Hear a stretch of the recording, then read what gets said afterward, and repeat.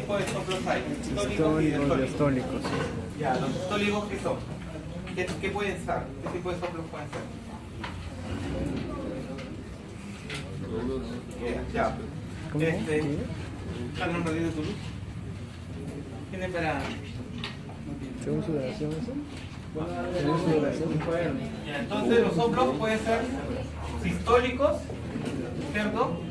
Los sistólicos pueden ser de dos tipos, eyectivos y regurgitantes. Esa pregunta le gusta al doctor Rodríguez, por si acaso. Eyectivos y regurgitantes. Entonces, como su nombre lo dice, eyectivos son los que suceden en la eyección. O sea, la obstrucción al tracto de salida de las arterias grandes, que son la arteria pulmonar y la arteria aórtica. Entonces sería la estenosis aórtica y la estenosis pulmonar. Sistólico regurgitante, como su nombre lo dice, es lo que regurgita durante la sístole. Entonces correspondería a la insuficiencia mitral y a la insuficiencia tricuspidia. Luego tenemos los soplos diastólicos. Los soplos diastólicos pueden ser de llenado y los soplos también diastólicos regurgitantes. Los soplos diastólicos de llenado, como su nombre lo dice, ocurren durante el llenado diastólico. En estos tenemos a la estenosis mitral, obviamente la estenosis tricuspidia, y los diastólicos regurgitantes obviamente son los que regurgitan en la diástole. Después que ya pasó la sístole, se contrae el ventrículo izquierdo, pasa la sangre a través de la válvula aórtica, ¿cierto? O de la válvula pulmonar, y ya estando en diástole, la sangre nuevamente regresa o regurgita. Entonces sería regurgitantes la insuficiencia aórtica y la insuficiencia pulmonar. ¿Ya? Cuando les pregunten de la clasificación de los soplos, esa es la clasificación de los soplos. Soplos sistólicos, eyectivos y regurgitantes, y soplos diastólicos, que pueden ser llenados o regurgitantes. Respecto a la intensidad de los soplos, creo que también ya habrán conversado, ¿cierto? La intensidad va desde el 1, la intensidad de los soplos va desde el 1, que es un soplo prácticamente solamente auscultable por oído entrenado, o que difícilmente lo pueden auscultar la mayoría de las personas. Difícil. El 2 es un soplo débil. El 3 es un soplo de moderada intensidad. El 4 es un soplo fuerte, con trill o frémito si quieren, como quieran. El 5, muy fuerte, más trill. Y el 6 es el que es audible, inclusive sin estetoscopio. No necesita estetoscopio.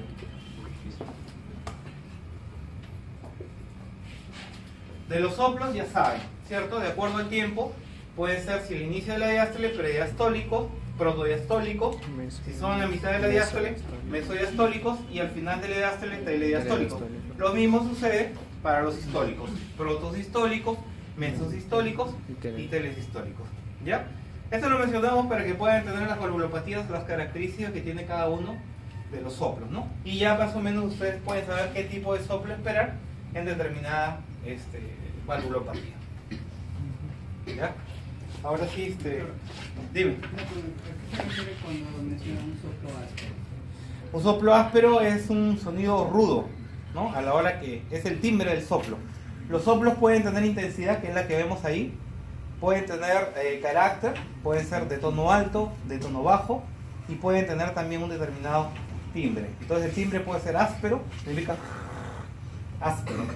Puede ser soplante, puede ser aspirativo, ¿no? Puede ser en rueda de coche, como es el soplo del CIB, ¿no? En realidad es un poco difícil decirlo con palabras, ¿no? Pero áspero es un timbre rudo. No sé si ya cuando han hecho sus prácticas han podido escuchar. ¿Todos han notado por cardiología? No. Entonces, no, el de las estenosis aórticas justamente y el CIB son... Rueda de coche, por ejemplo, es como cuando un carro trata de arrancar sobre un terreno pedregoso.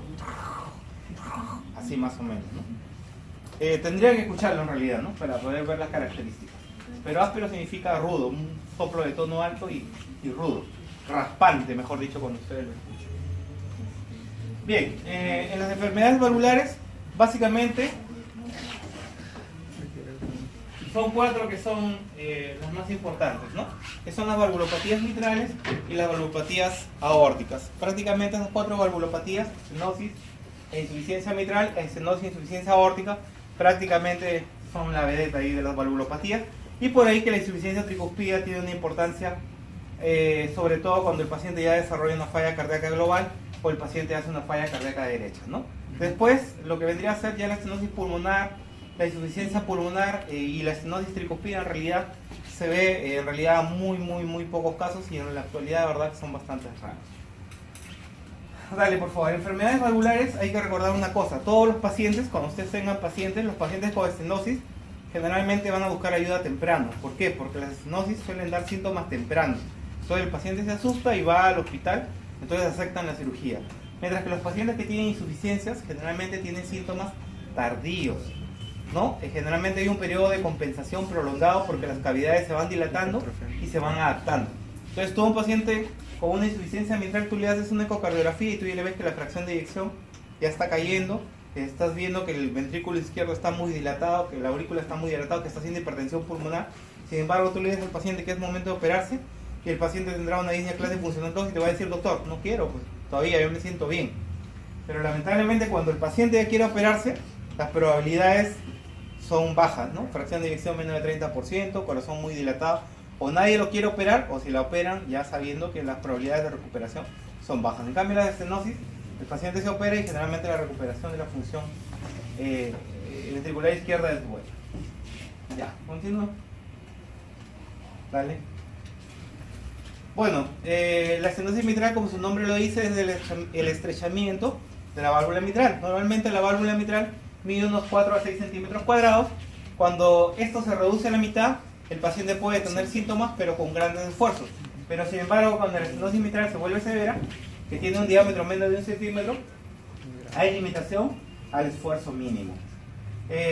Dentro de las causas más frecuentes de la valvulopatía mitral tenemos a la fiebre reumática, sigue siendo una de las causas más frecuentes.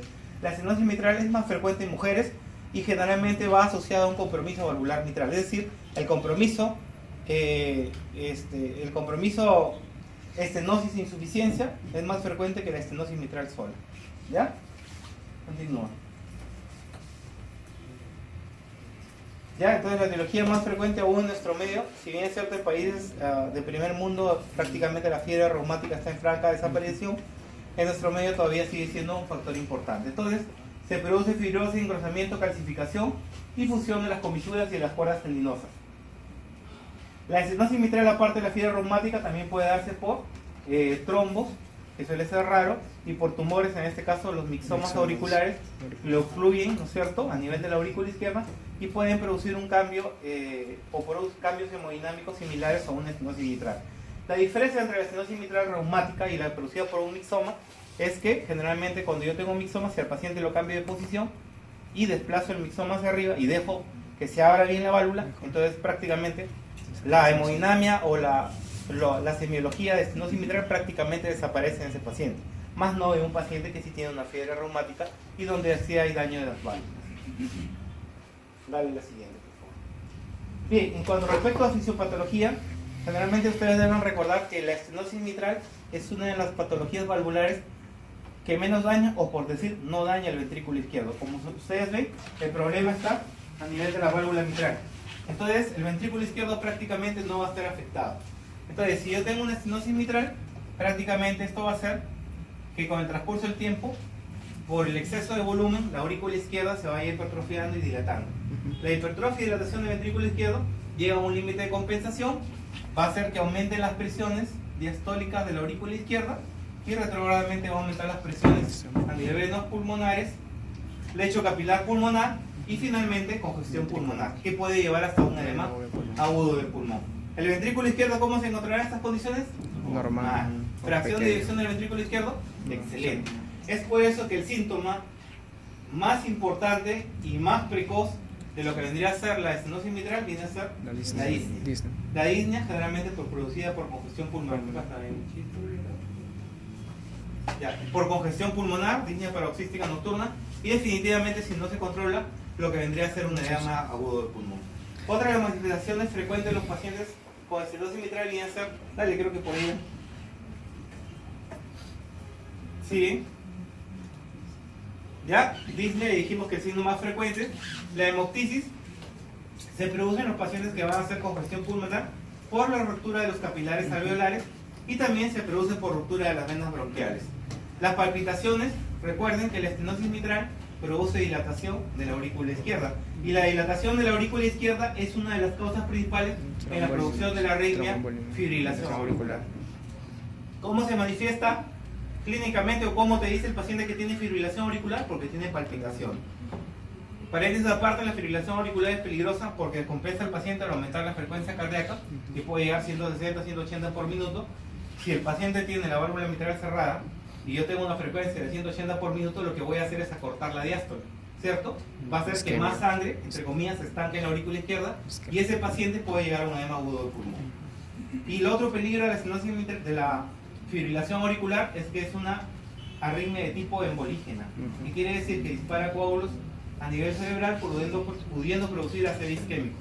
Lo más frecuente, pero puede disparar trombos del corazón haciendo infartos embólicos, puede disparar arterias renales, puede disparar extremidades que terminan en amputaciones y la temida embolia de la mesentérica superior, donde prácticamente los intestinos se transforman en salchicha y le dejan 15 o 20 centímetros, donde el paciente, si tiene dinero, está condenado a una inscripción parenteral de por vida y si no tiene dinero prácticamente está condenado a la muerte.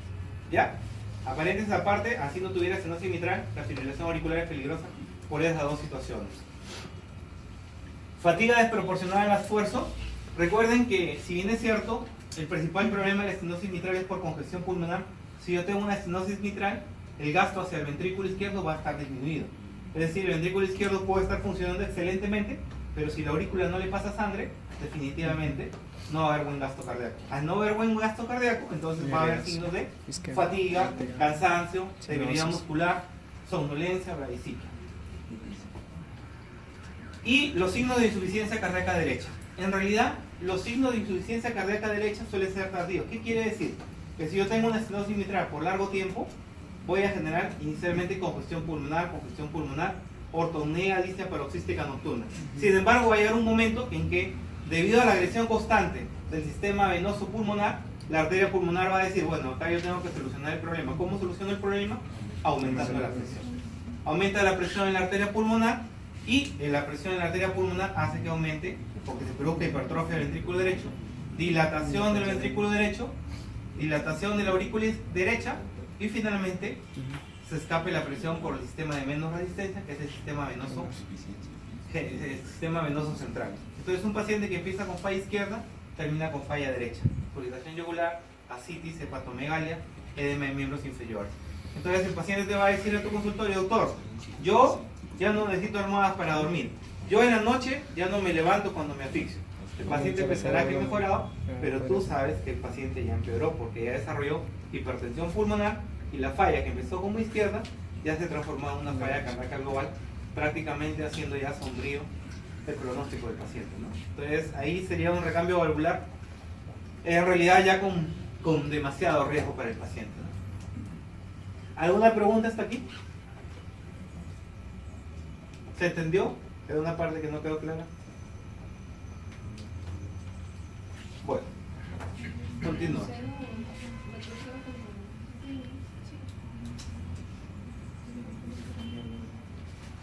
Se habla de una facies mitral o la fase de Corvistar, que es un paciente pálido generalmente, y los labios y las regiones malares eritematocianóticas.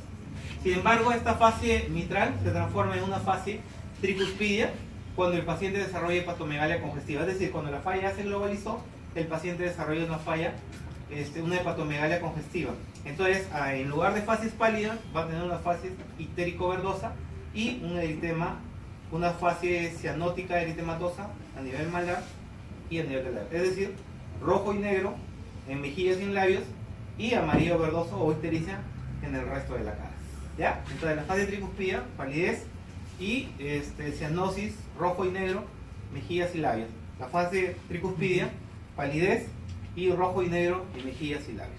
Fase tricuspida, fase mitral y fase tricuspida. Hepatomegalia congestiva. Siempre que sospechen que un paciente tiene hepatomegalia congestiva hay que preguntarle tres cosas. El paciente te va a decir que tiene hiporexia, el paciente te va a decir que tiene náuseas y el paciente te va a decir que tiene dolor en hipocondrio derecho. Siempre que un paciente tiene hepatomegalia congestiva, esos 3 datos van a ser infaltables. Definitivamente, cuando ustedes le hagan el examen físico, va a haber, ¿no?, una hepatomegalia 8 o 10 centímetros debajo del borde costal derecho, y generalmente es una hepatomegalia dolorosa, que sabemos que es por la distensión de qué. ¿Por qué duele el hígado? Por la distensión de La cápsula de gliso. la cápsula de gliso. Continúa.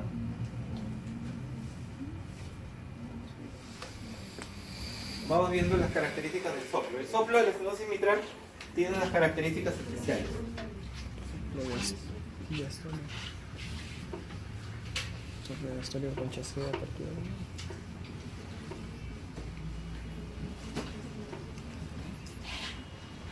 Pon ahí tu... Un cuaderno, ponle, por favor, Andrea. Listo. Entonces, el soplo de la estenosis mitral es un soplo que tiene ciertas características especiales. Ya, lo vamos a verificar. Tenemos el siguiente ruido. Tenemos el segundo ruido. El segundo ruido se produce, como ustedes saben, por el cierre de las válvulas sigmoideas semilunares, tanto la válvula aórtica como la válvula pulmonar. Primero se cierra la aórtica y después la pulmonar en ese orden. Definitivamente aquí termina la sístole y empieza la diástole. Entonces la diástole empezaría con la apertura de las válvulas aurículo-ventriculares, ¿cierto? Pero en este caso, si yo tengo una estenosis mitral, las válvulas aurículo-ventriculares están duras, están calcificadas. Entonces hay un cierto sonido a la hora que se abre, que se conoce con el nombre de chasquido de apertura. ¿Sí?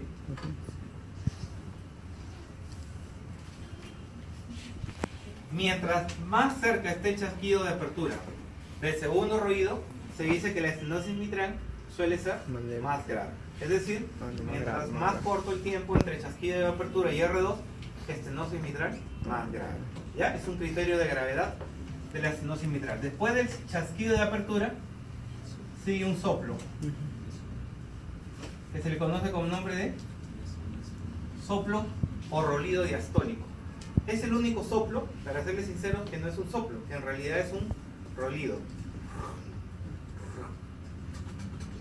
Como si ustedes tiraran una bolita y... No, es el único soplo en realidad que no es soplo, es un rolido. Y después hay un reforzamiento, se llama un reforzamiento presistólico del primer ruido, del R1. Generalmente esto se produce al final de la diástole, cuando la aurícula se contrae y definitivamente al pasar la sangre por una válvula mitral que está calcificada, entonces va a originar una intensificación del primer ruido. ¿Ya? Entonces, todas estas características forman parte de la estenosis mitral: un chasquido de apertura, un rolido diastólico y finalmente un refuerzo presistólico de lo que vendría a ser el primer ruido.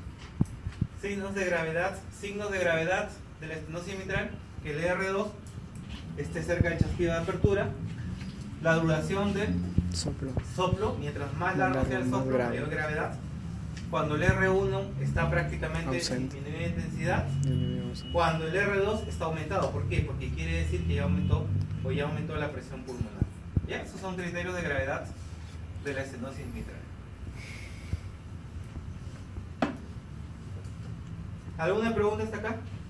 Antes de pasar a hablar ligeramente algo del tratamiento y pasar a insuficiencia mitral.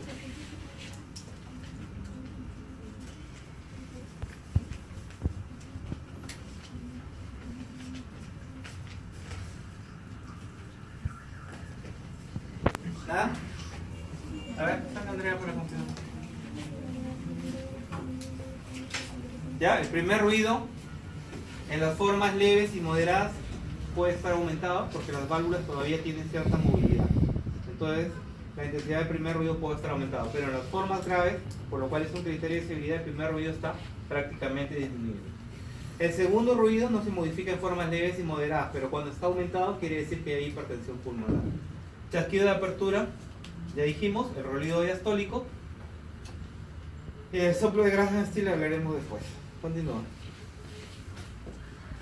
Continúa. Ya, continúa. Listo. Bueno, vamos con la insuficiencia mitral. Las causas de la insuficiencia mitral son múltiples, como vemos también. puede afectarse por fiebre reumática. Consideran que la causa más frecuente de insuficiencia mitral es el prolapso valvular mitral. En nuestro medio todavía sigue siendo la fiebre reumática, pero en otros países se considera que el prolapso valvular mitral. La calcificación del anillo, la endocarditis infecciosa es una causa importante aguda de insuficiencia mitral. La ruptura de las cuerdas tendíneas o de los músculos papilares, como sucede en el infarto agudo de miocardio, en endocarditis o por situaciones traumáticas. Y cuando la pared ventricular falla soporte adecuado por los músculos papilares. ¿Qué quiere decir esto? Si yo normalmente tengo mi válvula mitral que está coactada, pero el ventrículo izquierdo se dilata por diferentes situaciones, entonces si las paredes del ventrículo izquierdo están dilatadas, no hay buena coacción de las válvulas o de los velos mitrales y se desarrolla una insuficiencia mitral funcional. Frecuente en cardiopatías dilatadas, en cardiopatías hipertróficas, en cardiopatías isquémicas en fase dilatadas o en cardiopatías hipertensivas que también están en fase dilatada. O sea, todo lo que produzca una dilatación del ventrículo izquierdo que permita que ya no haya una buena coactación entre los velos puede desarrollar una insuficiencia mitral que se le llama insuficiencia mitral funcional. Una de las causas más frecuentes es la cardiopatía isquémica en fase dilatada. Continúa, por favor. Bien, fisiopatológicamente, normalmente tenemos una válvula mitral que hay un gráfico por ahí, ¿no? Bueno, fisiopatológicamente tenemos una válvula mitral que no cierra bien. Entonces, con cada contracción del ventrículo izquierdo, cierto volumen va a regurgitar hacia la aurícula. La aurícula va a recibir mayor volumen de lo normal, lo que va a originar hipertrofia y dilatación de la aurícula izquierda. A su vez, la aurícula tiene que bombear sangre hacia el ventrículo izquierdo. No solamente va a bombear lo que viene en el latido posterior, sino en lo que ha quedado, entre comillas, estancado. Entonces hay un flujo de sangre que está aurícula-ventrículo, aurícula-ventrículo, que con el transcurso del tiempo va a ir dilatando ambas cavidades, tanto aurícula como ventrículo. Pero para que esto suceda, generalmente se produce por un tiempo, en realidad, bastante largo, donde el paciente puede estar asintomático o oligosintomático, y es donde les digo que el paciente no quiere. Cuando tú le haces la ecografía, ya ves que las cavidades están dilatadas, que la dilatación ya está haciendo que la fuerza de contracción del ventrículo izquierdo se deteriore, pero el paciente no quiere operarse porque todavía está oligoasintomático. Generalmente la insuficiencia mitral crónica predominan los síntomas básicamente de bajo gasto. ¿Qué quiere decir? Cansancio, fatiga, debilidad muscular, astenia. A diferencia de la estenosis mitral, donde lo que predomina inicialmente es la disnea. Ya después de mucho tiempo, la disnea se presenta tardíamente, pero cuando ya la disnea se presenta tardíamente el paciente con insuficiencia mitral, entonces es rápidamente progresiva y puede llevar también a una congestión pulmonar y a un edema agudo de pulmón. Pero esto generalmente sucede por un tiempo largo. A diferencia de la insuficiencia mitral aguda, si un paciente tiene un infarto agudo de miocardio, y el infarto agudo de miocardio produce la ruptura de un músculo papilar y una cuerda tendínea, como el cambio, el aumento, el flujo va a ser rápido, no le va a permitir a las cavidades adaptarse. Entonces rápidamente estos pacientes van a hacer un edema agudo del pulmón, porque no tienen el tiempo que ha tenido la insuficiencia mitral crónica de ir adaptando las cavidades a los cambios de volumen o presión. Una de las diferencias importantes es la duración del soplo. Generalmente el soplo en las crónicas es un soplo holosistólico. Es un soplo sistólico regurgitante, pero es holosistólico en las crónicas. Mientras que en la aguda, como se produce la igualación de presiones rápidamente, el soplo suele ser solamente protosistólico. Otra de las características que permitirían diferenciar una insuficiencia. Supone que ustedes tengan un paciente y escuchen un soplo de insuficiencia mitral. Llega con infarto agudo de miocardio. Entonces ustedes quieren saber cómo es el infarto agudo de miocardio que tuvo este paciente hizo que el músculo papilar no funcionara y me desarrollara insuficiencia mitral, o es que el paciente ya tenía insuficiencia mitral crónica y sobre eso hizo un infarto de miocardio. ¿Cómo logro diferenciar eso? Uno, la duración del soplo. Supongamos que la duración del soplo no nos presta muy buena información. ¿Qué haríamos? ¿Qué examen le pedirían para salir de dudas? ¿Ah? El ecocardio. Antes del ecocardio. Algo más sencillo. ¿Ah? El electro no te ayuda mucho ya. Una radiografía en tórax. Si las cavidades izquierdas están dilatadas, entonces te deja que es una insuficiencia mitral crónica. Pero si las cavidades izquierdas están de tamaño normal, lo más probable es que sea una insuficiencia mitral aguda. Recuerden, las insuficiencias, sobre todo la insuficiencia mitral, se lleva el primer puesto. Cuando ustedes ven una placa de tórax, escuchen un soplo y ustedes también no tengan mucha experiencia en la escuchación de soplo y vean un corazón gigante, su primera posibilidad es una insuficiencia mitral. ¿Ya? Produce los famosos corazón bovis o corazón de vaca. ¿ya? Y en segundo lugar, la insuficiencia aórtica, ¿ya? La insuficiencia mitral produce unos corazones gigantescos. De tal manera que si ustedes escuchan un soplo sistólico mitral y el paciente les parece que es una insuficiencia mitral, radiografía de tórax. Corazón tamaño normal, agudo. Corazón de tamaño gigante, lo más probable es que sea crónico. Vale, por favor. Ya, continúa. Bueno, el pulso arterial de la insuficiencia mitral se habla de un pulso parvus, ¿ya? Se habla de un pulso parvus, pero serio. ¿Qué significa? Probablemente es un pulso de débil intensidad, pero rápido. ¿Por qué es rápido? ¿Por qué el pulso es parvus y por qué el pulso es rápido en estos pacientes? Ya ustedes creo que van a escuchar la estenosis aórtica de que hay un pulso parvus y tarvus, que todo es conocido por todos. Y que en la insuficiencia aórtica hay un pulso magnus y septum, que también creo que todos ya tienen ese concepto. Quiero creer. Bueno, y hay un pulso parvus, ¿no? Hay un pulso parvus y celer, rápido. ¿Por qué? Parvus y celer, en insuficiencia mitral. ¿Por qué se produce en la insuficiencia mitral, sobre todo crónica, un pulso parvus y celer? Sobrecarga el ventrículo izquierdo, sobrecarga el volumen del ventrículo izquierdo. Porque a la hora que se contrae el ventrículo izquierdo, pongamos, el ventrículo izquierdo tiene 70 centímetros cúbicos y normalmente debe expulsar 55, pero en este caso 30 se van para la aorta y 20 se regresan para la aurícula izquierda. Entonces la intensidad del pulso va a estar disminuida, ¿cierto? ¿Sí? ¿Se entiende la idea? Entonces un pulso parvus, un pulso débil. Para compensar. Y ¿por qué es? Por el poco gasto cardíaco. Por el poco gasto cardíaco. ¿Y Para por qué es rápido? Porque necesita compensar la falta. ¿Por qué es rápido? Porque necesita compensar el bajo gasto cardíaco que la hipoperfusión, me imagino que simularía aumento de receptores beta, ¿no? Básicamente es rápido por el cierre de las válvulas. O sea, la válvula se cierra rápidamente. Al reducir el volumen que eyectas, eso hace que la válvula se cierre rápidamente. Es decir, tengo mi válvula aórtica. Entonces, mientras más dure la eyección, más aperturada está la válvula. Pero si tengo poco volumen que eyectar, la válvula se cierra más rápido. Entonces, por eso va a ser un pulso celer, pero rápido, pero débil. O sea, un pulso celer, es un pulso celer, pero débil. ¿Ya? Esa es la característica del pulso mitral.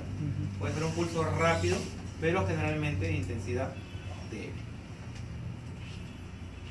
Claro, pues celer y parvus. Sí, pulso celer y parvus. Rápido, pero débil. ¿Sí? ¿Se entendió esa parte? Ya, ¿sí se entendió? Pues.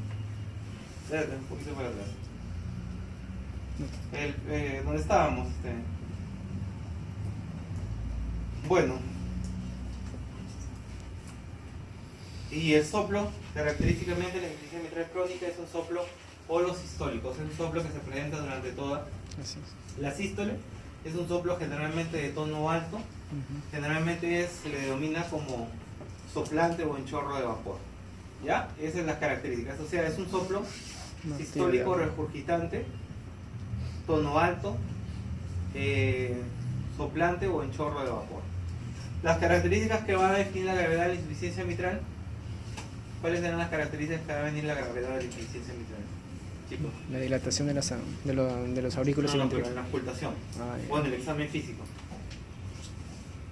Congestión pulmonar.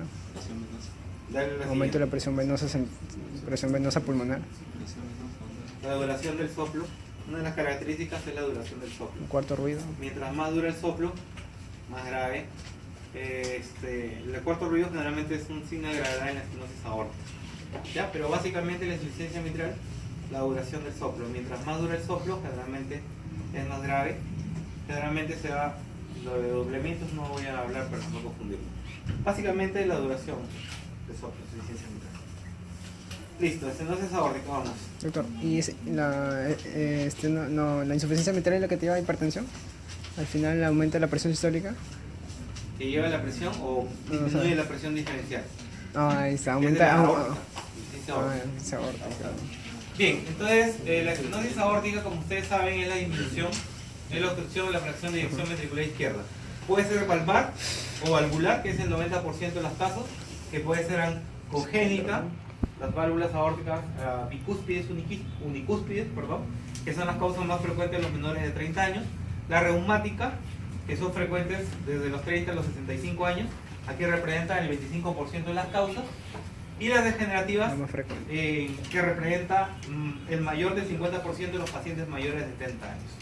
Ya, la supravalvar, que es la menos frecuente, 1%, y la subvalvar, que representa por ahí un 9%. Entonces, aquí obviamente se la sigue llevando lo que vendría a ser la valvular.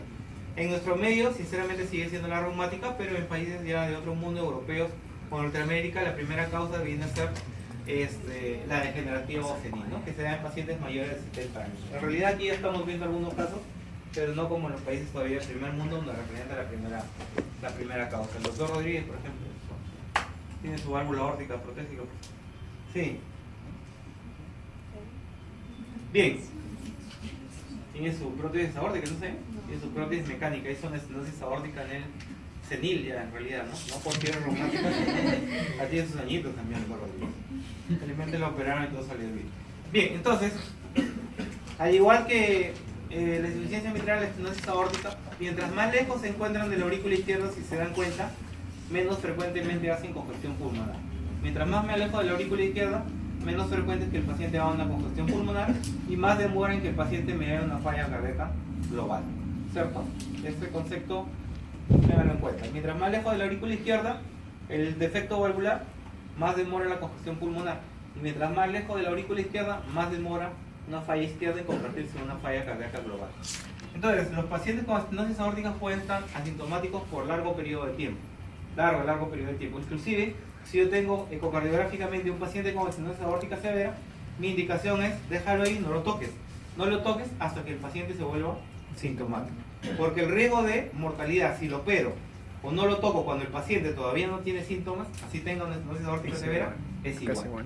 Sin embargo, cuando ya empiezan los síntomas, definitivamente es un paciente que tiene ya criterio para operarlo lo más rápido posible. Y es así que los signos típicos son angor o angina de pecho, donde que cuando el paciente ya presenta angor, el promedio de vida es aproximadamente unos 5 años. Cuando presenta síncope es unos 3 años, y cuando presenta disnea, aproximadamente el promedio de vida es 2 años.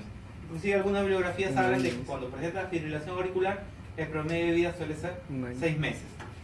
Y si a esto le sumamos que el riesgo de muerte por arritmias ventriculares es del 1% cuando está asintomático, los pacientes que ya tienen síntomas tienen un riesgo mucho más aumentado de presentar muerte por arritmias ventriculares. Es decir, el paciente puede estar ahí conversando, riéndose, caminando, una arritmia ventricular y chao, independientemente del tiempo que vemos acá. Entonces tiene alto riesgo de arritmias ventriculares.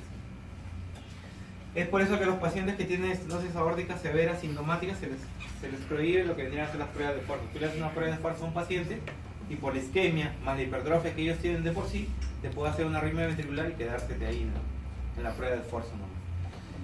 La angina en estos pacientes generalmente es de esfuerzo. Creo que todos se pueden imaginar por qué es la angina. Si yo tengo una obstrucción aórtica, el gasto cardíaco disminuye, definitivamente. Eso va a ver que hay una disminución de la irrigación coronaria y a su vez la estenosis aórtica origina una hipertrofia ventricular izquierda que origina más masa. Todo aquello contribuye a una menos perfusión miocárdica y origina dolor. Además hay que tener en cuenta que el 50% de los pacientes coronarios tienen también una enfermedad coronaria asociada, que podría ser la responsable del angor. El síncope, cuando es de esfuerzo, generalmente se debe, como ustedes lo han dicho, como ustedes lo ven, a disminución de la perfusión cerebral. Lleva un esfuerzo, pero si el gasto a través de la aorta no es buena, disminuye la perfusión cerebral y el paciente al suelo. Síncope, cuando es de esfuerzo. Cuando es de reposo, yo puedo asumir que el paciente ha hecho de repente un tipo de arritmia, una fibrilación auricular, una arritmia ventricular, o está haciendo un bloqueo de alto grado. Y la disnea inicialmente de esfuerzo, pero cuando ya se llega a disnea, generalmente es cuando el corazón, después de hipertrofiarse por tanto tiempo, ya empieza a dilatarse. Y al dilatarse el ventrículo izquierdo, empieza a caer la fracción de eyección y aumenta la presión del ventrículo izquierdo, aurícula izquierda, venas pulmonares, lecho capilar pulmonar y finalmente congestión pulmonar.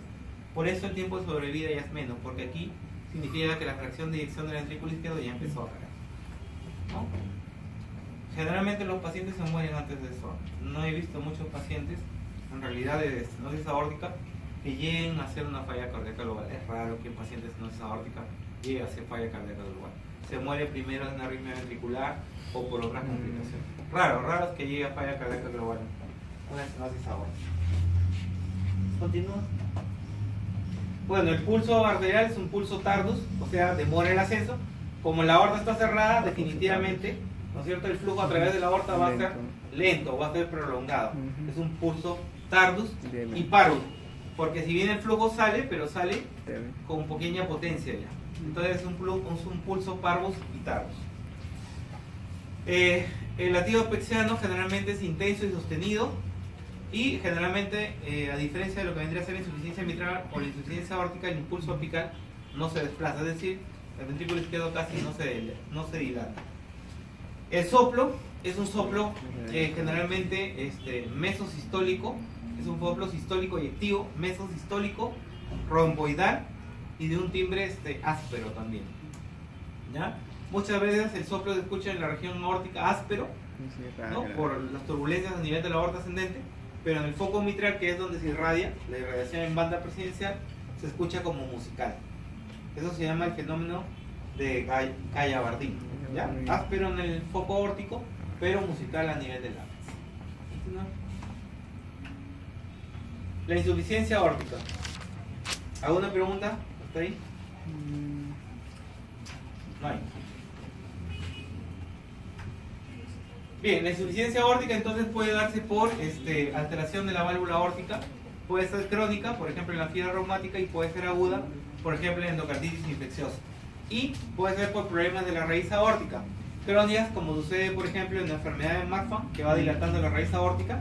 Y puede ser también aguda en el caso de una disección aórtica. La enfermedad de Marfan, por si acaso, es un problema serio. Yo vi dos pacientes, ¿no?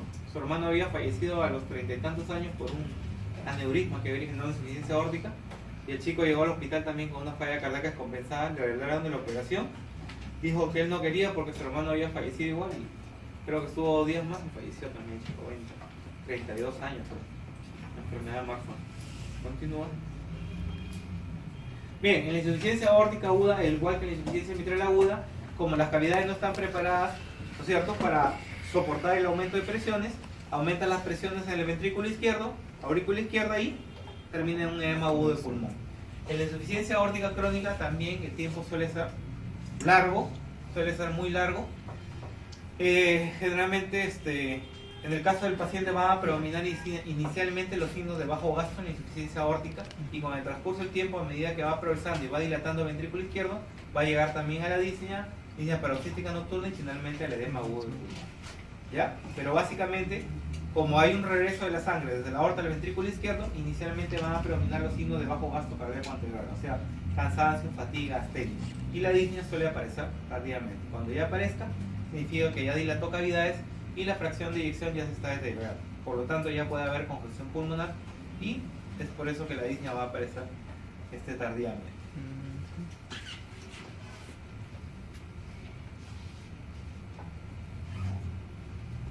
Ya, continúa. Lo que estábamos diciendo, pacientes asintomáticos por periodos prolongados en la insuficiencia aórtica crónica. Los primeros síntomas aparecen en la cuarta, quinta década de vida, primero con esfuerzo, luego disnea paroxística nocturna y finalmente edema agudo de pulmón. En la insuficiencia aórtica aguda, al igual que en la insuficiencia mitral aguda, los síntomas se presentan rápidamente, súbitamente con disnea por congestión pulmonar, hipotensión arterial por disminución también aguda del gasto cardíaco, y finalmente el paciente puede fallecer rápidamente en la insuficiencia aórtica, al igual que en la insuficiencia mitral aguda. Continúa.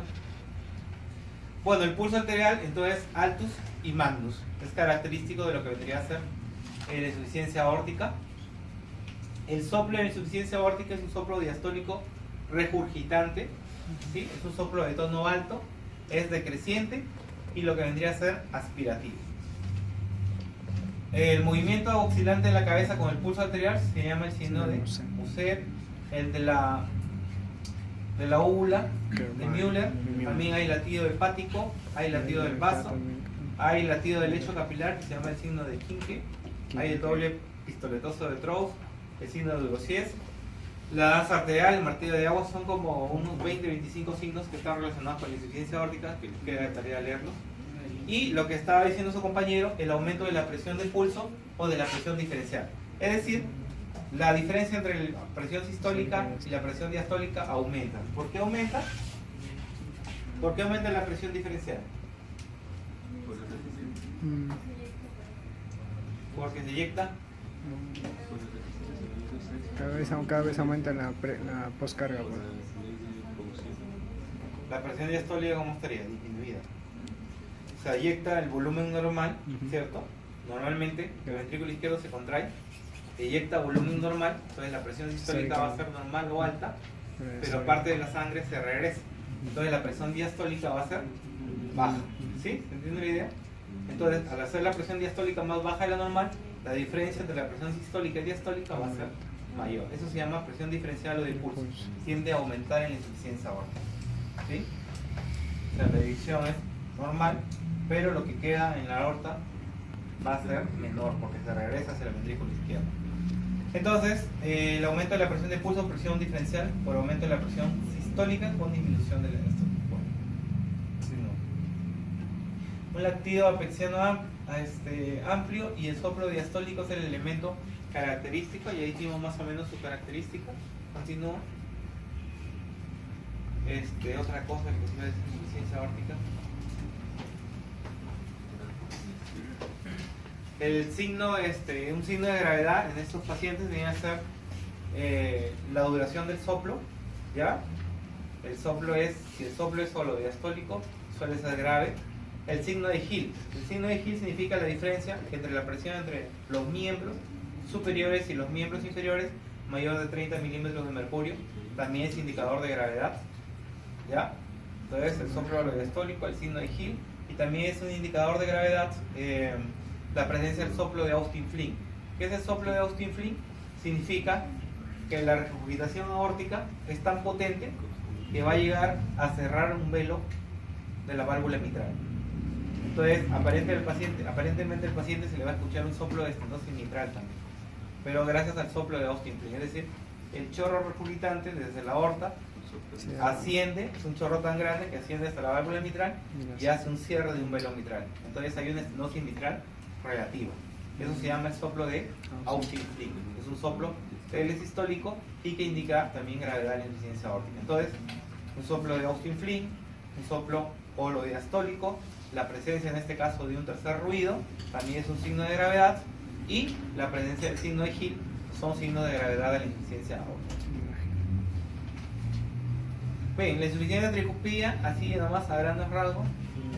La insuficiencia tricuspidia básicamente pura en la fiebre reumática, que suele ser rara, en la endocarditis infecciosa en los pacientes que son adictos, ¿no?, a drogas endovenosas, a mujeres después de un aborto séptico, pero en sí la causa más frecuente de la insuficiencia tricuspida suele ser secundaria a una falla cardíaca global, es decir, generalmente una falla y una insuficiencia mitral o una estenosis mitral o cualquier problema de falla cardíaca del ventrículo izquierdo que finalmente termina convirtiéndose en una falla cardíaca global. La insuficiencia tricuspidia puede ser bien tolerada mientras no desarrolle hipertensión pulmonar. Una vez que el paciente desarrolla hipertensión pulmonar, entonces aumenta la presión telediastólica del ventrículo derecho, aurícula derecha, y retrogradamente al sistema venoso, auscultación yugular, ascitis hepatomegalia, edema en miembros inferiores y caquexia cardíaca, finalmente por enteropatía, pierde proteínas, ¿no? Entonces es la evolución final de los pacientes que desarrollan una falla cardíaca global. Antiguamente los pacientes que tenían estenosis mitral, que son los que más rápidamente progresan a insuficiencia tricuspidia, entonces estos pacientes entraban a sala de operaciones y entonces solamente se les cambiaba la válvula mitral, y la válvula tricuspidia ya tenía tricuspidia severa, pero se les dejaban estenocar. Entonces estos pacientes terminaban muriendo finalmente por una falla cardíaca derecha. Cuando tú le hacías la ecografía al paciente, el ventrículo izquierdo bien bacán, con buena fracción de eyección, y desde el ventrículo izquierdo para atrás todo súper deteriorado. Entonces ahora ya no, ahora se hace el cambio de la válvula mitral y se procede a hacer una plastía tricuspidia, ya no se deja solamente con mirar la válvula tricuspidia. Hay una paciente que duró 12, 13 años, ¿no? Ya es una paciente que tenía circulación colateral hasta la vena de la frente, una citis marcada, venía para que le saquen 10 a 12 litros cada 2-3 meses, ¿no? Una paciente caquéxica sin masa muscular.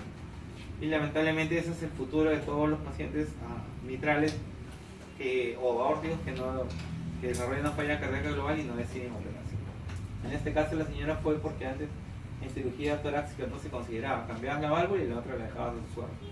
Eso tiene un nombre inclusive que ya ahora se ha corregido, hace una plastía. Bueno chicos, hasta ahí una pregunta. En el caso de la insuficiencia aórtica, ¿se escucha mejor en el foco de ERP En la o insuficiencia en el aórtica foco se escucha aórtico? mejor en el foco de ERT, ¿no? Se dice que mejor en el foco de ERT y en toda la línea paraesternal izquierda. Y la posición mejor para escuchar un soplo de insuficiencia aórtica es sentado y inclinado hacia adelante. Los focos mitrales se escuchan mejor de cúbito lateral izquierdo. Los pericárdicos inclinados hacia adelante y los aórticos, insuficiencia aórtica inclinados hacia adelante. Los mitrales y los extratonos, o sea R3 y R4, el de cúbito lateral izquierdo. Doctor, ¿y qué es un soplo sistólico de hiperaflujo? Porque yo le digo Soplo sistólico. de hiperaflujo. El soplo distólico, el regurgitante es uno de hiperflujo. Aflujo, sí. Hiperflujo debe ser. Acerca del tratamiento de cada uno de la Mira, en la estenosis mitral. En la estenosis mitral, vasodilatador. los factores que pueden descompensar la estenosis mitral son todos aquellos que te acortan la diástole, ¿cierto? En la estenosis mitral, ¿qué quiero? Que la diástole se haga más larga, ¿para qué? Mejor Si bien es cierto, acá irrigación. tengo cerrada la válvula y ya no puedo hacer nada, lo que tengo que hacer es que la diástole dura más para que vaya llenando el ventrículo izquierdo. Entonces, en la estenosis mitral, básicamente el tratamiento pueden ser betabloqueadores. ¿Sí? Digo, Si el paciente desarrolla fibrilación auricular, puede ser antiagregación, puede ser antiagregación, anticoagulación, Coagulación. perdón, antiagregación, anticoagulación, beta bloqueadores. Sabemos que los pacientes de estenosis mitral hacen rápidamente edema agudo del pulmón, el tratamiento también puede ser diurético. Básicamente, y lo otro vendría a ser el cambio valvular mitral, y también hay un procedimiento que se llama la plastía tricuspida, y yo entro con un catéter especial, dilato la válvula.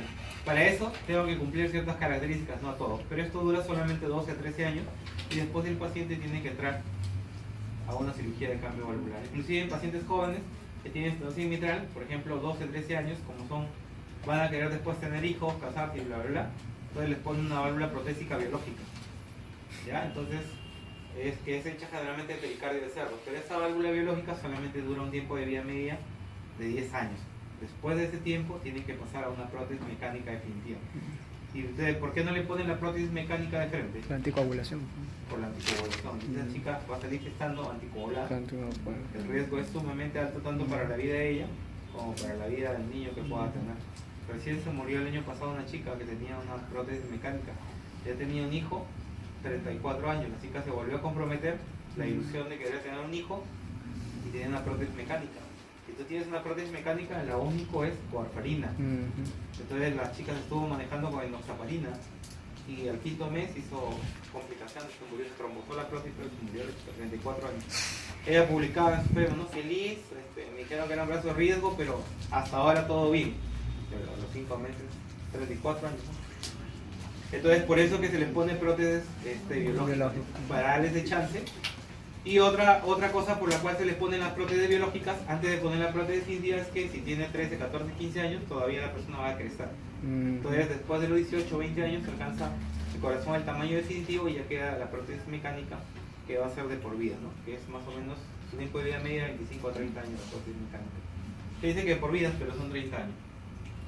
En la insuficiencia mitral el tratamiento, por el contrario, va a ser también, puede ser diuréticos.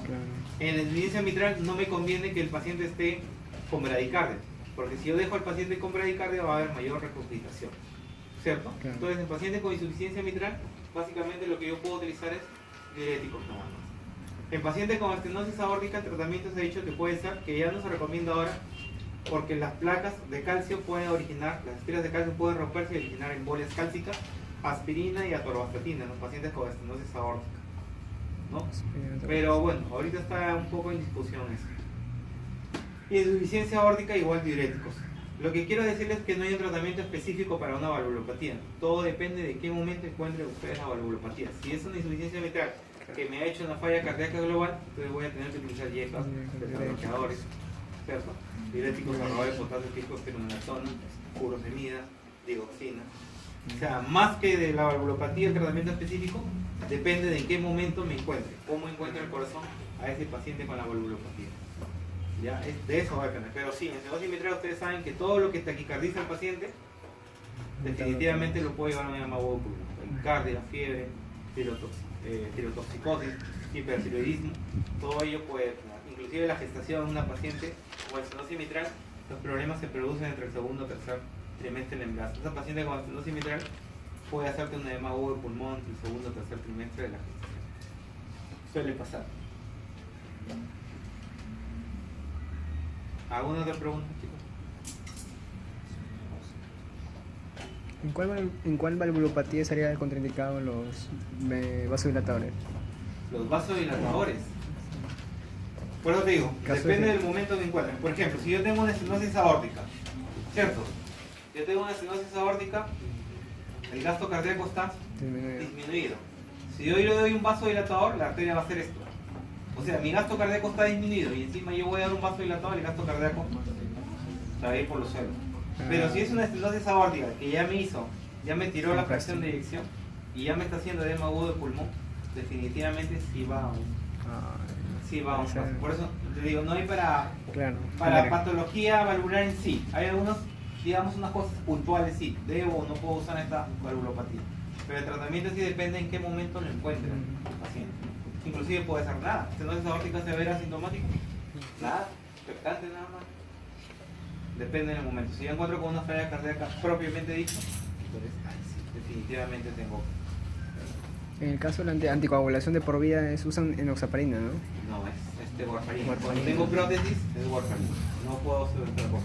Para FA, para pacientes anticoagulados por trombosis venosa profunda, tromboembolismo pulmonar, de repente puedo utilizar enoxaparina. Pero paciente que tiene prótesis mecánica mitral o prótesis mecánica cualquier sea, tiene que ser warfarina. No puedo.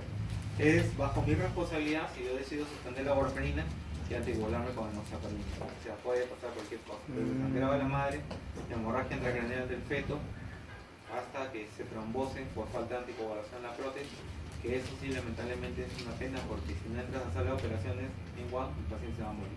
Tengo una paciente de 42 años que hizo trombosis protésica de la mitral. 42 años, llegó a emergencia, llegó mal la paciente y a los cirujanos, yo no sé por qué siempre ese problema con los cirujanos de toros se les hacía así para entrar. Si el paciente está grave, entonces tú ya sabes que tienes que entrar y que se espera cualquier cosa. Se le hicieron súper larga. Esa paciente empezó a hacer fibrilación ventricular. Si les digo que la descargué 60 veces, creo que me quedo corto. 60 veces, fibrilación ventricular, salía, volvía, salía. Amiodarona, lidocaína, finalmente paró la fibrilación ventricular, entró a las operaciones, Pacientes con prótesis valvular tienen que entrar ahí. Prácticamente esa paciente tiene que estar en el hospital. Si tú demoras, ya ese paciente te va a morir. Es prótesis de 42 años, joven. ¿Qué pasa? Que había dejado de tomar warfarina. ¿Y en el caso de su anticoagulación se da warfarina más aspirina o No, ya solo warfarina? Solamente warfarina, porque en el caso de ellos es simbólico nada más. No es necesaria la anterioración, no va a mecanismo plaquetario. Solamente es tromboembólico. Bueno, chicos, ¿alguna pregunta más de este tema o de algún otro que tengan por ahí antes de terminar y antes de que se termine de dormir? Siempre el lado izquierdo complican al lado derecho, pero del lado derecho al lado izquierdo. No, generalmente no. Generalmente el lado derecho siempre escapa la presión por el sistema venoso. Siempre. Generalmente del lado izquierdo al lado derecho. Otra forma de falla cardíaca derecha es el cor pulmonar, ¿no? Son los problemas pulmonares crónicos que complican el lado derecho. Y el ventrículo izquierdo y cavidad izquierda se mantiene intacto. O un infarto del ventrículo derecho. Problemas solamente del lado derecho. El izquierdo está pero maravilloso. ¿Sí? ¿Alguna pregunta de otro tema? ¿Que hayan llevado isquémica, cardiopatía isquémica? ¿Ah? ¿Hay alguna pregunta? No. Doctor, en el caso de Lima sin elevación del ST, ¿tiene que haber necesariamente elevación de enzimas o no? Ya, eso vamos a hacerles un diario. A ver, apaga tu luz por favor.